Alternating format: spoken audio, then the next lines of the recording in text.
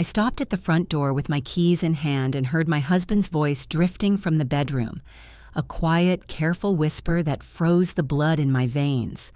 "We'll increase the dose little by little. She won't even notice." My hand stopped on the door handle. In that moment, my body felt like it no longer belonged to me. Cold pierced from the crown of my head to my fingertips. A second voice, female, painfully familiar, responded with anxious tenderness. "Are you sure? What if she figures it out?" My mother-in-law. Of course it was her. I quietly pulled the door shut, feeling my heart hammering against my ribs, and whispered to myself, "Well then, dear ones, today will be a day you'll never forget." Just 10 minutes earlier, I'd been sitting in my car in the shopping center parking lot, holding the wallet with my credit cards that I'd forgotten at home. I'd already driven to the store when I realized I'd left it on the nightstand. My irritation was light, almost amusing. Typical absent-mindedness after a long workday. I turned around and drove back, mentally composing a shopping list and thinking about what I'd make for dinner. Mark, my husband, was supposed to be working late. He'd said so that morning, kissing me goodbye. His mother, Eleanor, had arrived for a couple of days 3 weeks ago and still couldn't seem to find time to leave. She'd taken over the guest room, filling it with her numerous suitcases, medicine bottles, and the heavy floral scent of her perfume, an orchid smell that now hung in the air even in the kitchen. When I entered the house, everything was quiet. Too quiet. Usually Eleanor met me at the doorway with a smile and some innocent question. "Dear, you don't mind if I use your car tomorrow?" Or, "I made your favorite soup, though it might be a bit spicy for you." Her care always seemed excessive, oppressive, but I chalked it up to maternal instinct that knew no boundaries. Mark constantly defended her. "She's just worried. You know how lonely she's been since Dad died." I took off my shoes and walked barefoot across the cold wooden floor of the hallway. The bedroom door was slightly ajar, and that's when I heard it.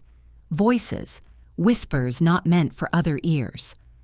"We'll increase the dose little by little. She won't even notice," Mark repeated, and in his intonation I caught something terrible, methodical, calculated, the calm of a person discussing a pie recipe rather than... What? What were they discussing? "Are you sure? What if she figures it out?" Eleanor's voice trembled, but not with fear, with excitement, with anticipation. "She won't. I've been mixing it in for 2 weeks already. Look, she's become more scattered, tired. The doctor confirmed she's developed heart problems. Everyone will think it's a natural deterioration." My heart. They were talking about my heart. I froze, pressing my back against the hallway wall. My hand gripped the wallet so tightly the leather turned white. Nausea rose in a wave, sour, pressing. I closed my eyes and tried to breathe through my mouth to avoid making any sound. Thoughts raced chaotically. This is a dream. This can't be real, I misheard. Maybe they're talking about someone else? But no, they were talking about me, about my heart, about a dose of something my husband had been mixing into my food for 2 weeks. 2 weeks. I remembered the last few days, the inexplicable fatigue that had descended like a heavy blanket, morning dizziness, the strange tingling in my chest that I'd blamed on stress. The doctor's visit last week when he frowned looking at my EKG results and said, "Clara, you're developing arrhythmia. We'll prescribe treatment." Mark had been with me at that appointment. He'd held my hand. He'd looked so concerned, so loving. And then he'd brought me home, sat me on the couch, and brought me herbal tea with honey. "Drink this, love. It'll calm you down." I drank it. Of course I drank it. Because I trusted him. Because I loved him. "How much longer?" Eleanor asked, and impatience rang in her voice. "A month, maybe a bit more. It needs to look natural. If the dosage is too sharp, suspicions might arise. But if it's gradual, she just won't wake up one morning. Heart attack in her sleep. No questions. The house passes to me. Which means to us. The house. Of course. It had always been about the house. 3 years ago, my grandmother left me this house in her will, a 2-story Victorian mansion overlooking the river in one of the best neighborhoods in the city. The assessed value exceeded $1.5 million. Mark had insisted I put the house in both our names, because we're family, but I'd refused. Not out of distrust, I just wanted to preserve that last connection to the grandmother who'd raised me after my parents died. Mark had been offended then, sulked for several days, but then seemed to accept it.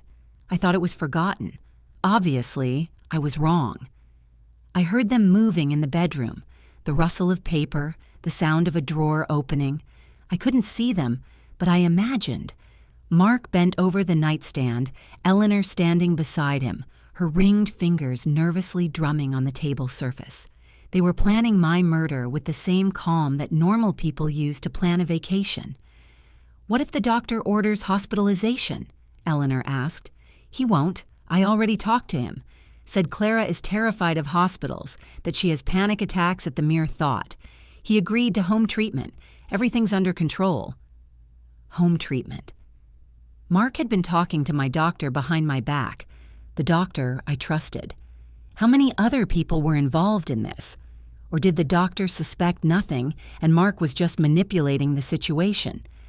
I felt tears running down my cheeks, slow, hot. But along with the tears came something else. Rage. Not explosive, not loud, cold, dense, like ice. I wiped my face with the back of my hand and quietly, on tiptoe, walked to the door. I needed to leave. Now. Unnoticed. Before they realized I was here. I slipped out the door, closing it soundlessly, got in my car, and just sat there, gripping the steering wheel. My breathing was uneven, interrupted. I stared at my house, warm light in the windows, manicured garden, white fence. From the outside, it looked like a picture from Perfect Life magazine. Inside, a conspiracy to murder me. I started the car and drove. I didn't know where, just away. My brain worked feverishly, sorting through options. Police. But what would I say? "Officer, I overheard a conversation and I think they're poisoning me." Without evidence, they'd just listen and send me home. To them, to the people who wanted me dead. I needed proof. I needed a plan. I stopped at a roadside cafe, went inside, and ordered black coffee. My hands were shaking so badly I could barely hold the cup. The waitress gave me a concerned look. "Are you okay, ma'am?" I nodded, unable to speak. "No, I'm not okay. My husband is trying to kill me. His mother is helping him. They're methodically, patiently, calculatedly leading me to death." I took out my phone and called the only person I could trust, Jessica, my best friend from college. She answered after the second ring. "Clara? What happened? Your voice." "Jess, I need help. Can I come to you? Right now?" "Of course. I'm home. Come immediately." 20 minutes later, I was sitting on the couch in her living room with a cup of strong tea I wasn't drinking, telling her everything. Jessica listened in silence, and with each word her face grew paler. "My God, Clara, this is attempted murder. You need to go to the police. Immediately. Without evidence, they won't do anything. I need to catch them red-handed. I need to record their conversation, find what they're poisoning me with, gather everything together so they can't wriggle out of it." Jessica looked at me for a long moment. "You understand how dangerous this is. If they realize you know—" "I understand. But I have no choice. If I just leave or accuse them without proof, they'll stay free. They'll find a way to get to me, or find another victim." We sat in silence for a minute. Then Jessica nodded decisively. "Okay, then we'll do this right. My brother has a friend who's a private detective. I'll call him right now." By midnight, I had a plan. The private detective, Robert Collins, a former police detective, a short man with a graying beard and attentive eyes, listened to my story and immediately took the case. "First, don't go home tonight. Text your husband that you're staying with a friend because you're feeling ill. This will explain your absence and won't raise suspicions. Second, tomorrow I'll install hidden cameras and audio recording devices in the house. We need recordings of their conversations. Third, we'll take samples of everything you drink and eat at home and send them for analysis. If there's poison, we'll find it. I sent Mark a short message. Feeling terrible. Staying at Jess's. Will come in the morning. The response came almost instantly. Feel better, love. Should I call a doctor? I turned off my phone so I wouldn't see his lying messages. I spent the night without sleep, staring at the ceiling of Jessica's guest room. Scenes from my life with Mark played in my head. The wedding 5 years ago when he looked at me as if I were the center of his universe. Our first trip together to Italy, where we walked the narrow streets of Florence holding hands. Quiet evenings on the porch when we read books covered by one blanket. Was all of it a lie? Or did the love die somewhere along the way, displaced by greed and his mother's influence?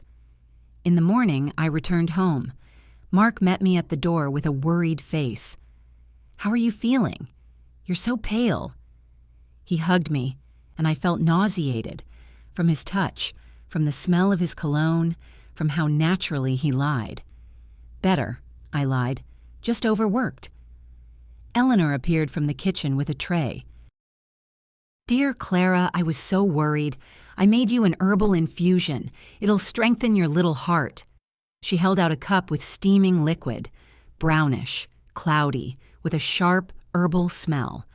I took the cup, brought it to my lips, and stopped. "You know, Eleanor, thank you, but my doctor forbade herbal teas. Said they could interact with my medications." Her face contorted for a moment, a flash of irritation, almost fury, but she quickly hid it behind a smile. "Oh, of course, dear. How silly of me. Just water, then?" "I'll get it myself, thanks." I went to the kitchen, poured the infusion down the sink, thoroughly rinsed the cup, and filled it with water from a bottle I'd brought with me. Robert had warned, "Don't drink or eat anything from home until we get the test results." The next 3 days, I lived in my house like a ghost, cautious, paranoid, constantly on alert. Robert came disguised as an air conditioning repairman and installed micro cameras in the bedroom, living room, and kitchen. Tiny, invisible devices the size of a button, hidden in ventilation grills and behind picture frames. Audio recorders, in bookshelves and under the table. I collected samples. Tea that Eleanor prepared. Vitamin pills that Mark insistently gave me every morning. Even milk from the refrigerator. Everything went into sealed containers and was passed to Robert for analysis. Mark and Eleanor became increasingly insistent. "You're eating almost nothing, dear," my mother-in-law said with fake concern. "You need to build up your strength." Mark brought me plates of food, watched as I ate. One evening, when I refused soup, citing lack of appetite, he lost his temper. "Damn it, Clara, you're turning into a skeleton. Eat while I'm asking nicely." It was the first time in 5 years of marriage that he'd raised his voice to me. Eleanor put her hand on his shoulder. "Mark, dear, don't get upset. She's just not feeling well." Their eyes met, a quick, understanding exchange. They were worried. The plan wasn't going as intended. On the 4th day, Robert called. His voice was hard. "Results came in. Clara, your vitamins contain foxglove. It's digitalis, a cardiac glycoside. In small doses, it treats arrhythmia. In the doses you were being given, it causes progressive heart failure and death. In the tea, the same component but in lower concentration. They've been giving this to you systematically, gradually increasing the dose. Another month, and you wouldn't have survived." My body went numb. I heard his words, but they came through as if through cotton. Foxglove. They were poisoning me with foxglove, slowly, methodically. Every day kissing me goodnight, Mark knew he was leading me to death. "Do we have enough to go to the police?" I asked, and my voice sounded alien, mechanical. "More than enough. Toxicology report, recordings of their conversations. I have 3 separate audio recordings where they openly discuss the poisoning. This is attempted murder with aggravating circumstances." "When?" "Tomorrow. I've already contacted a police detective. They'll come with an arrest warrant tomorrow morning." I hung up and just stood in the middle of the kitchen, staring out the window. Outside was the garden that Mark and I had planted together 3 years ago. Rose bushes, lavender, a small bench under an apple tree, all of it built on lies. In the evening, Mark cooked dinner, something Italian, with tomato sauce and basil. The smell was wonderful. He set the table, smiled, told a joke about a colleague. Eleanor sat across from him, sipping wine, laughing at the right moments. A perfect family scene. If only you didn't know they were both murderers. "Clara, you haven't touched your food at all," Mark noted, and something sharp flashed in his eyes. "Sorry, I have a headache. I'll go lie down." He stood up, blocking my way. "You've eaten almost nothing for days. This isn't healthy." "The doctor said nutrition is important with your condition." I looked into his eyes, brown, once familiar, now alien. "Move, Mark." "No, you're going to sit down and finish dinner." I said, "Move." We stood staring at each other. The tension in the air was palpable. Eleanor froze, holding her glass halfway to her mouth. Finally, Mark stepped aside. "Fine, but you need to see the doctor. I'm making you an appointment tomorrow." I didn't answer. I just walked past him to the bedroom, locked the door, and lay on the bed without undressing. My phone was under the pillow, one button, and the police would come. But I needed to wait until morning. Everything needed to be done by the book so they couldn't wriggle out. I didn't sleep all night. I listened to the sounds of the house, footsteps outside the door, the muffled voices of Mark and Eleanor who whispered about something for a long time in the kitchen. Then silence. I lay in the darkness thinking about how in 5 years of marriage I hadn't noticed I was living with a monster. Or had he only become one now under the influence of his mother and greed? At 6 a.m, I heard the sound of cars. I got up, went to the window, and saw 3 police cars stopping at the house. Plainclothes detectives and 2 uniformed officers got out and headed for the door. I opened the door before they could ring the bell. One of the detectives, a woman about 40 with short dark hair, showed me her badge. "Mrs. Phelps, Detective Marion Cross. We have a warrant for the arrest of Mark Phelps and Eleanor Phelps on suspicion of attempted murder." I nodded, stepping aside. "They're upstairs, in the bedroom." The police officers walked past me. I heard them climbing the stairs, knocking on the door, an officer's voice. "Police, open the door!" Then screams. Eleanor's, hysterical, piercing. Mark's, confused. "What's happening? What's going on?" The clang of handcuffs, the stomping of feet on the stairs. Mark and Eleanor were being led down. He was in pajama pants and a t-shirt, hair disheveled. She was in a pink robe without makeup, her face twisted with rage. When their eyes fell on me, standing by the door, Eleanor howled, You did this, ungrateful bitch, after everything we did for you." Mark was silent. He just looked at me, long, intently. In his eyes there was no shame, no remorse, only cold hatred. "How did you find out?" he asked quietly. I moved closer, so close I could see every detail of his face. "I came back for my wallet. I heard your conversation, every word." His face went white. You were home then?" "Yes. And you know what's most amusing, Mark? I trusted you, loved you, would have given you everything, but you chose to kill me for the house."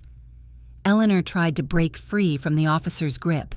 "This is our house, ours. You had no right. You were always selfish, always thought only of yourself. My son deserves better than you." Detective Cross turned to me. "Mrs. Phelps, you'll need to give a statement at the station. Ready?" "Ready." Mark and Eleanor were taken away. I stood on the threshold of my house and watched as the police cars drove away. The sun was rising over the river, painting the sky in shades of pink and gold. A beautiful morning, the first morning of my new life. At the station, I gave detailed testimony. I told them about the overheard conversation, about how I collected evidence, about Robert's help. Detective Cross listened attentively, taking notes. "You're an incredibly brave woman, Mrs. Phelps. What you did, risky but effective. We have enough evidence for trial." "What are they facing?" "Attempted murder with aggravating circumstances, 15 to 30 years in prison. Considering the planning, systematic nature of the actions, and use of poison, the court is unlikely to be lenient." I nodded. 30 years. Mark was 52. Eleanor was 75. If they got the maximum sentence, she'd die in prison. He'd come out an old man. Some part of me, the part that still remembered loving him, felt a pang of pity. But the larger part, the one that had survived their betrayal, felt only cold satisfaction. The trial took place 4 months later. I attended every hearing, sitting on the witness bench or in the gallery. Mark never once looked in my direction. Eleanor cried, screamed, accused me of destroying their family. Her lawyer tried to present her as a helpless elderly woman whom her son had dragged into crime. But the recordings spoke for themselves. Her voice on the tape was full of enthusiasm when she discussed my murder. The toxicology expert testified about the foxglove, how it works, what dose had been administered to me. Another 3 to 4 weeks of such intake, and Mrs. Phelps would have experienced a fatal cardiac arrhythmia. Death would have occurred in sleep or during physical exertion. Without an autopsy, it would have looked like natural death from heart attack. Robert Collins testified about how we collected evidence. Jessica testified about my condition the night I ran to her. The jury returned their verdict after 2 hours of deliberation. Guilty, on all counts. The judge sentenced Mark to 25 years in prison without possibility of parole. Eleanor, to 20 years considering her age and health condition. When the sentence was read, Eleanor screamed and had to be removed from the courtroom. Mark stood, heard the sentence, then turned to me. Our eyes met for the last time. "I hope it was worth it to you," he said quietly. I stood and replied just as quietly, "I hope it was worth it to you to try to kill me for a house I would have given you if you'd just asked." His face twitched. Then he was led away. 8 months have passed since the arrest. I still live in our house, now mine alone. I repainted the walls, changed the furniture, dug up the entire garden, and planted new flowers. The room where Eleanor lived is now my office. The bedroom I shared with Mark, I converted into a library. Jessica visits often. Robert has become a good friend. Sometimes we have dinner together, discuss books, laugh at silly comedies. He doesn't ask questions about whether I'm ready to trust someone again. I'm grateful for that. This evening, I'm sitting on the porch with a cup of tea. Real tea that I brewed myself, not afraid there's poison in it. The river below sparkles in the rays of the setting sun. Somewhere in the distance, I hear children's laughter. It smells of freshly cut grass and roses. My phone vibrates, a message from the lawyer. "Mark filed for divorce. Will you sign the papers?" I look at the screen for several seconds, then type, "Yes," immediately. I finish my tea, set the cup on the table, and close my eyes, turning my face to the warm breeze. For the first time in many months, I feel peace. Not happiness, it's still too early for that, but peace and freedom. I survived. They lost. And strangely enough, that's enough. Below, the river flows on, silent and eternal. Life continues. My life continues, and no one will ever take it from me again.